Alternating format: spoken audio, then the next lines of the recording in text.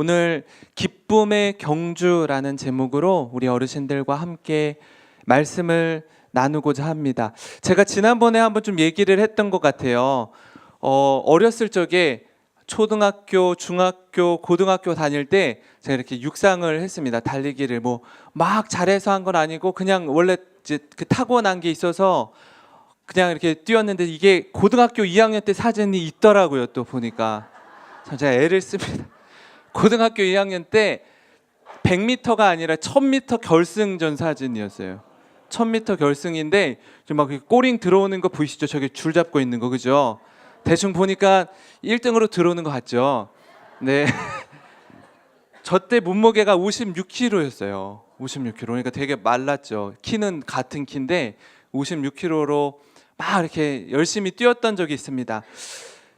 이런 때는 사실은 이렇게 꿈을 꾸었어요. 우리나라도 육상에 좀 뭔가 놀라운 그런 그 선수가 있었으면 좋겠다는 꿈을 꿨어요. 2017년도 올해 런던 세계 육상 선수권 대회가 있었는데 이때가 좀 육상에 있어서는 의미 있던 해였습니다. 올해가 어떤 부분에서 의미가 있었냐 하면 우리나라 김국영 선수라는 사람이 있어요. 이 사람인데 이 김국영 선수가 한 번도 대한민국 역사상 세계 선수권 대회 나가서 예선을 통과한 적이 한 번도 없어요. 우리나라가. 그러니까 예선 탈락이에요. 그러니까 준결승전 그 안에 들어간 적이 없어요. 근데 이 김국영 선수가 한국 신기록도 가지고 있지만 이 대회에 나가서 준결승전에 출전을 하게 됐어요. 예선을 통과한 첫 번째 선수였어요. 그것만으로도 우리나라의 육상계에 굉장한 이슈가 된 거예요. 어마어마한. 결승전까지 올라가지 않았어도 보시면 기록이 한국 신기록 김국영 광주시청 10초 07이에요. 10초 07. 이 친구가 2010년도부터 자기 기록을 자기가 계속 깨는 거예요. 그전에는요 1979년 9월 9일 79년도에 세운 기록이 서말구라는 사람이 10초 34가 최고의 기록이었는데 이 기록을 2010년도에 처음 깨기 시작하는 거예요. 이 김국영 선수가 자기 기록을 계속 깨고 또 깨고 또 깨서 10초 07까지 왔습니다. 그런데도요 준결승전까지 나가는 게 최선인 거예요. 무슨 금메달, 은메달, 뭐 결승전에 출전하는 것도 불가능한 거예요. 이게 왜 이런 일이 일어나냐면요 100m는요 지금 이 세계 신기록을 가지고 있는 우샤인 볼트가 9초 58이거든요. 그럼 뭐 0.5초 차이밖에 안 나잖아요. 0.5초가 뭐 0.5초밖에 안 되는데 이거 못 따라잡나? 그렇잖아요. 100m는 1초에 10m를 가는 거예요. 저기서부터 저기까지 차이가 나는 거예요. 1m가 1m, 그러니까 1초가 1초에 10m를 훅 가기 때문에 0.5초면 5m 차이가 나는 거예요. 5m. 5m면 엄청나게 많이 차이가 나는 거예요, 사실. 못 따라가는 거예요, 그거를. 근데 이 대회가 왜 이번에 이 대회가 유명해졌냐면 이 우사인 볼트가 이제 세계 기록을 9초 58을 가지고 있는데 이 친구가 지금 올해 32살이에요. 32살. 32살인데 올해 이 런던 육상 선수권 대회를 계기로 은퇴를 했어요. 32살에 은퇴를 했어요. 더 이상 못 뛰어요, 이제는. 못 뛰어요. 왜 이러냐면 젊어야 잘 뛸 수 있는 거예요. 2008년도에 베이징 올림픽 100m, 200m, 400m 계주 금메달. 2012년도에 런던 올림픽 100m, 200m, 400m 계주 금메달. 2016년도에 리우데자네이루 올림픽 100m, 200m, 400m 계주 금메달. 2009년부터 15년까지 세계 선수권 대회 100m, 200m, 400m 계주 금메달. 뭐 금메달을 어마어마하게 땄어요. 우리나라가 딸 금메달을 혼자서 다 딴 것 같아. 평생에 금메달 딸 걸 엄청 많이 땄는데 여기 스탑인 거예요. 아무리 잘 뛰어도 은퇴하는 날이 있더라라는 거예요. 은퇴하는 날이 있더라. 아무리 대단한 선수여도 뭐 번개같이 빠르다라고 해도 마찬가지.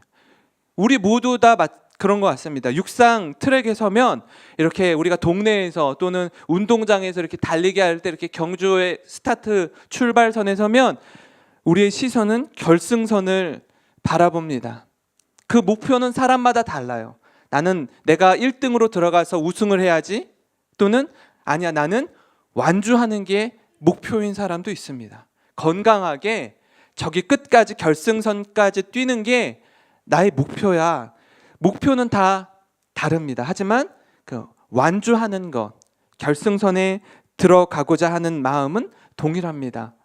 이 자리에 계신 우리 어머님, 아버님들도 마찬가지로 인생의 결승선에 이를 때까지, 완주할 때까지 우리 인생을 믿음으로 완주하고 승리하는 어르신들이 되셨으면 좋겠습니다. 오늘 바울의 고백을 통해서 이 은혜를 힘입어, 하나님의 은혜를 힘입어 죽음과 부활을 경험하고자 하는 우리 믿음의 경주 가운데 도전받고 끝까지 믿음을 지켜 승리하는 어르신들이 되기를 바랍니다. 부활을 하려면 부활의 전제는 죽음입니다. 죽어야 부활할 수 있습니다. 죽지 않으면 부활할 수 없는 겁니다. 많은 경우에 있어서 나이가 들면 들수록 다양한 경험도 하고요, 많은 사람도 만납니다. 그러다 보면 이런 사람도 있고 저런 사람도 있으니까 내 마음의 용량이 이렇게 커져야 되는데, 포용력이나 여러 환경 가운데 처할 수 있는 여유가 있어야 되는데 그렇지 않은 우리의 모습들을 보는 것 같습니다. 점점점 고집이 더 세지고요, 점점 나만 생각하게 되는 거예요. 제가 2000년 말부터 작년까지 청소년 사역을 했습니다. 중등부 아이들을 주로 사역을 했는데 그 정도 했으면 사실은 청소년들을 바라보는 마음이 다르잖아요. 부모님들은 막 혼을 내고 막 우리 아이가 어떻게 하냐라고 해도 그래도 목사인 저는 그 아이들을 다 포용하고 또 그 아이들을 잘 다독이고 이렇게 해서 오랜 시간 사역했을 거 아니에요? 그런데 저희 큰 딸이 지금 이제 6학년이거든요. 내년에 이제 중학생이 되는데 6학년이 이제 얼마 안 남았죠.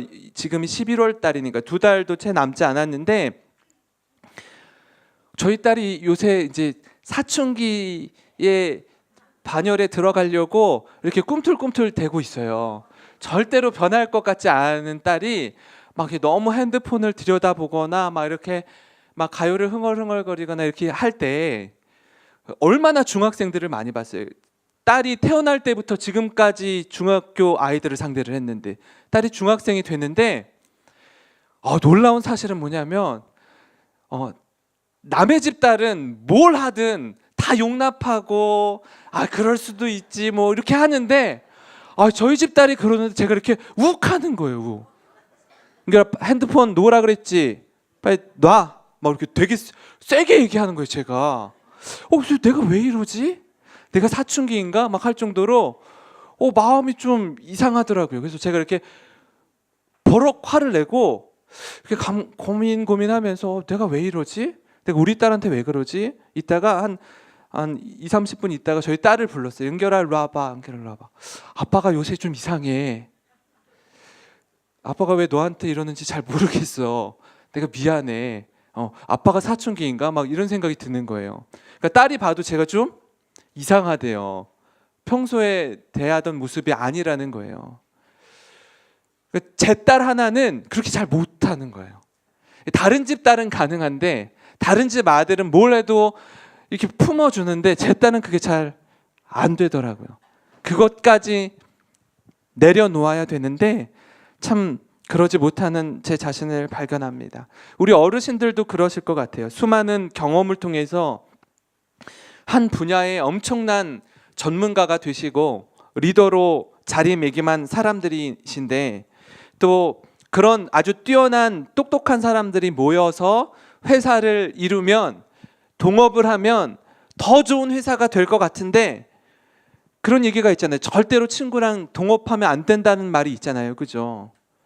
굉장히 잘하는 사람들끼리 모이면 더 좋은 회사를 만들 것 같은데 그렇게 돼요? 잘 안 되는 거예요. 실패하는 거예요. 이렇게 서로 또 갈라서더라고요. 갈라서요. 왜요? 자기 주장이랑 자기 경험만 강조하는 거예요. 이건 포기 못하겠다라는 거예요. 그래서 결국 무너지는 모습을 봅니다.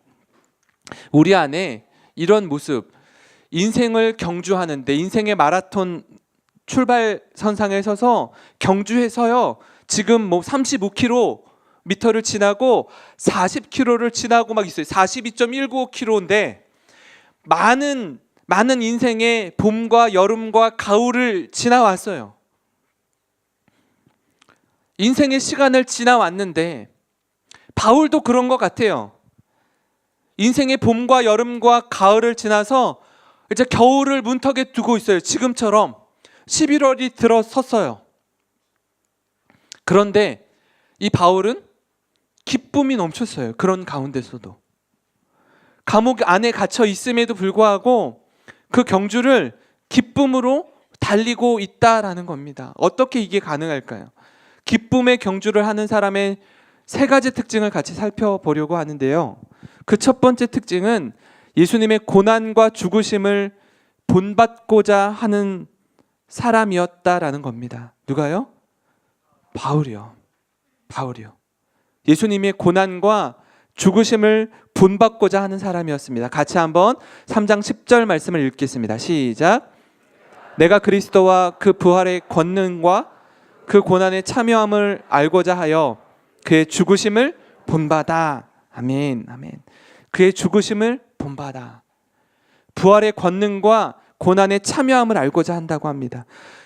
우리가 예수님을 믿고 예수님을 따르고자 결단하고 신앙생활을 처음 할 때 갖는 생각이 있어요. 뭐냐면 예수님을 믿으면 잘 되고 성공하고 부자 되고 건강하고 자녀가 축복받고, 그러면 그런 나의 모습을 보고 내 주변에 믿지 않는 사람들이 예수 믿으면 저렇게 복 받는구나, 예수 믿으면 저렇게 잘 되는구나를 보면, 예수 믿으면 나처럼 돼, 믿어봐, 나랑 같이 교회 가자, 이게 전도가 쉬울 것 같은데 그렇게 되던가요? 그렇게 되면은 다 믿을 것 같아요. 예수님 다 믿을 것 같아요. 그러지 않는 거예요. 그렇게 부어주시지 않는 거예요. 왜냐하면 그렇게 되면 그게 우리에게 있어서 우리는 복이라고 생각하는데, 하나님은, 우리 주님은 우리에게 그게 복이 아니라 화라고 생각하기 때문에 그렇게 해주시지 않는 거예요. 예수 믿으면요, 도리어 우리의 욕심과 우리의 고집과 우리의 이기심을 하나님께서 하나씩 이렇게 다 꺾어버리시더라고요. 꺾어버리세요. 그래서 별로 우리가 좋아하지 않는 고난의 자리를 허락하십니다. 우리는 힘든데, 우리는 너무 괴로운데 그 자리에서 우리 자신의 밑바닥을 경험하게 하고요, 연약함을 발견하게 하시더라고요. 더 나아가서 다른 사람의 마음, 다른 사람의 생각 신경도 안 썼어요. 거들떠보지도 않았는데 그 사람들의 마음이 어떠한지도 생각하게 하시더라고요. 예수님께서 우리를 구원하기 위해서 서셨던 그 자리, 그 고난의 자리, 십자가의 죽으심을 통해서 우리를 살리셨다라는 것. 왜 그 자리에 가셨죠? 우리의 죄 때문에. 죄는요 죽음으로 향하게 하는 씨앗입니다. 죄를 지으면, 죄 가운데 있으면 두려움이 엄습합니다. 남이 뭐라고 하지 않아도 죄책감에 시달립니다. 잠이 오지 않아요. 불안과 두려움에 사로잡힙니다. 그런데 누가 이렇게 한마디 쓱 건네면 움찔하는 거예요. 죄는 우리를 죽음으로 몰고 가게 합니다. 그 죽음의 문제를, 그렇게 우리가 두려워하는 사망의 문제를 예수님께서 우리를 대신해서 십자가의 고난과 죽으심으로 해결해 주셨습니다. 그래서 그 죽음을 우리 주님께서 경험하셨고, 죽으셨을 뿐 아니라, 죽으심으로 끝이 아니라 죽으심 이후에 부활하신 예수님, 우리도 그 길 걸어가게 하시는 겁니다. 우리도 그 길 걸어가라고 말씀하시는 거예요. 이 길에 대해서 두려워하지 않으셨으면 좋겠어요. 우리를 빚어가시고 우리의 교만함과 우리의 고집과 우리의 욕심과 이기심을 꺾으시는 그 하나님 앞에 우리가 무릎 꿇었으면 좋겠습니다. 베드로전서 5장 10절 말씀을 다 같이 한번 읽겠습니다. 시작. 모든 은혜의 하나님 곧 그리스도 안에서 너희를 부르사 자기의 영원한 영광에 들어가게 하시니가 잠깐 고난을 당한 너희를 친히 온전하게 하시며 굳건하게 하시며 강하게 하시며 털을 견고하게 하시리라. 아멘. 아멘.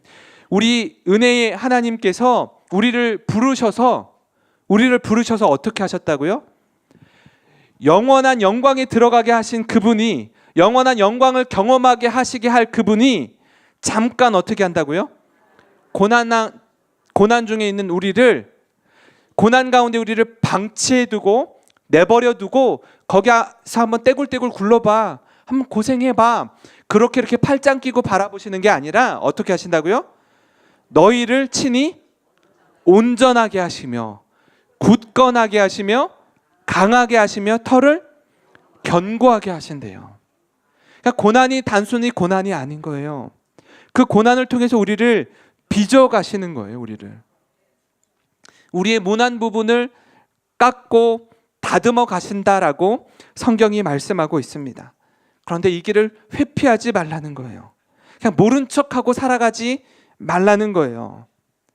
우리는 자꾸 이렇게 때로는 좀 우리의 약한 부분들이 건드려질까 봐 이렇게 묻고 지내요. 그냥 이렇게 모른 척하고 지내요. 근데 누가 이렇게 한번 툭 찌르면 욱하고 튀어나와요. 왜요? 그걸 소화하지 못했고 그걸 극복하지 못했기 때문에, 아프지만 아프지 않은 척 신용하고 살았기 때문에 그렇습니다. 하나님 앞에서 우리의 이 연약함 가운데, 고난 가운데 빚어가시는 주님을 신뢰하면서 믿음으로 경주하는, 또 기쁨으로 경주하는 우리 어르신들이 되셨으면 좋겠습니다. 기쁨으로 경주하는 사람의 특징 두 번째는요, 죽음을 통과해서 부활에 이루고자 하는 사람입니다. 죽음을 통과해서 부활에 이루고자 하는 사람입니다. 우리 3장 11절 말씀을 한번 같이 읽겠습니다. 시작. 죽은 자 가운데서 부활에 이르려 하노니. 아멘. 부활에 이르려 하노니. 고난의 자리, 그 자리도 사실은 우리에게 버겁고 힘든데, 그 상황을 좀 잘 돌파해 나가기도 힘든데 어떻게 한다고요? 바울은 죽음의 자리까지 가야 된다라는 겁니다. 그렇게까지 나아가야 복음을 위해 살아가고, 복음을 위해 고난받고, 복음을 위해 죽는 자리까지 나아가야 된다라고 얘기해요. 다시 말하면 실질적으로 우리의 육신의 죽음도 말하는 것이지만 우리의 고집과 우리의 욕심과 이기심도 완전히 엎드러지고 죽어야 된다라는 거예요. 그래야 새로워질 수 있습니다. 그래야 새로워질 수 있어요. 자녀들이 부모에게 함부로 대하는 경우도 많지만, 지금 시대는요, 부모가 자녀한테, 자녀가 부모한테요, 너무 무례한 경우가 많아요. 내 자녀를 내가 내 마음대로 하겠다는데 당신들이 뭐야? 오늘 아침에 뉴스만 봐도요, 6개월짜리 아이가 신생아잖아요. 갓난 아기잖아요. 근데 아기가 운다고 조용히 해. 그리고 목 졸라서 엄마가 아기를 죽였어요. 내 자식 내가 마음대로 하겠다는데 당신들이 무슨 상관이야? 그렇게 말할 수 있어요? 부모가 자녀가 자기가 낳았다고 자기 소유물로 착각하는 거예요. 내가 내 자식 내 마음대로 하겠다는데. 자녀가 부모를 대할 때도 마찬가지죠. 부모 자녀 간에 더 깊은 예의와 법도가 필요한데 그렇지 않아요. 더 무례해요. 가장 무례하게 대하죠. 가장 예의를 갖추지 않죠. 함부로 대하죠. 하나님 앞에서 우리가 어떻게 살아야 되는지. 멀리 있는 사람과 싸우면요, 싸우는 것으로 끝이에요. 왜요? 1년에 한두 번 볼까 말까 하는 사람과는요 별로 싸우지도 않아요. 사실 매일 보는 사람, 눈 뜨면 매일 보는 그 사람과 싸워요. 그 사람과 싸우고 그 사람과 화해하지 않아요. 얼마나 힘들어요. 거기가 지옥이에요. 너무너무 힘들죠. 하나님 앞에서 빌립보서 1장 20절 21절 말씀을 제가 한번 읽어드리겠습니다. 나의 간절한 기대와 소망을 따라 아무 일에든지 부끄러워하지 아니하고 지금도 전과 같이 온전히 담대하여 살든지 죽든지 내 몸에서 그리스도가 존귀하게 되게 하려 하나니 이는 내게 사는 것이 그리스도니 죽는 것도 유익함이라. 이렇게 바울이 고백합니다. 내게 사는 것이 그리스도니 죽는 것도 유익함이라. 그러니까 바울에게 있어서는요, 죽음이 자신을 무너뜨리거나 어찌하지 못한다, 큰 문제가 되지 않는다라고 고백합니다. 우리에게도 이런 고백이 있기를 소망합니다. 마음의 고집과 이기심과 섭섭함과 서운한 감정들에 사로잡혀서 늘 우울한 자리에서 살아가는 인생이 아니라 하루하루 우리가 눈을 뜰 때마다 하나님 앞에 감사하며 믿음의 고백 가운데 살고 죽는 것을 뛰어넘는 그 자리에서 그렇게 은혜로 살아가는 삶이 되었으면 좋겠습니다. 우리 행복한 모임 어르신들 가운데 제가 이제 5교구를 맡고 있는데 5교구에 이렇게 장례 소식이 많이 있습니다. 그래서 장례식장에 가면 우리 행복한 모임 어르신들 가운데 운구팀이 계세요. 경조부 내에 운구팀이 계시는데 이분들이 오늘도 다녀오신 것 같아요. 이렇게 관을 이제 화장장으로 또는 매장할 때 마지막으로 이렇게 관을 운구합니다. 사실은 제가 해야지 바탕이에요. 70이 넘으신 어르신들이 6분이서 그 관을 들고 거의 매일처럼 이른 아침에 발인 예배, 하관 예배를 드리면요, 그 관을 이렇게 운구하시거든요.